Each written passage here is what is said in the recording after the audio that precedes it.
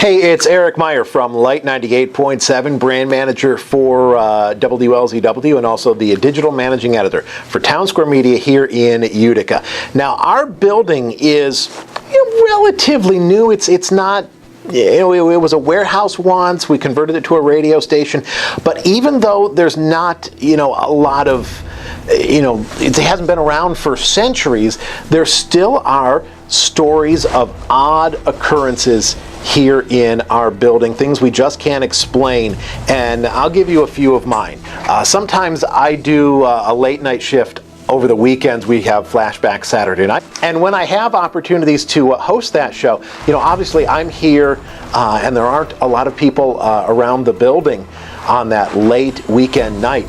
And I'll tell you, you just get an unnerving feeling. After doing that shift once or twice, I decided, okay, I'm going to park my car as close as I can to the back employee entrance, so I can take as few steps as possible. You just get really unnerved here in the building if you happen to be alone or it's late at night. And there are, in my office, which is a few doors down from the studio, every once in a while, I've only heard this once or twice, but it's overhead.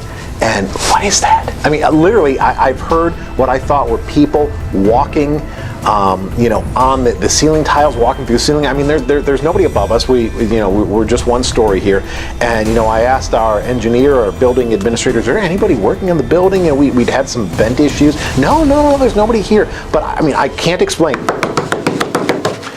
People. It was clearly footsteps walking above me. So that's the one thing I can't explain, and just the unnerved feeling of being in the building when there aren't other people around, but you really don't feel alone.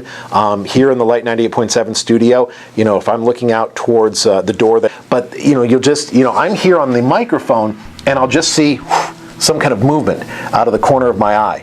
And I'm like, what? Is there somebody out there? No, there's nobody out there. So it's just, I guess the best way I can describe it, and I used this word before, unnerving. It's just a little bit unnerving, and I'll be very interested to see what our investigation of the radio station reveals.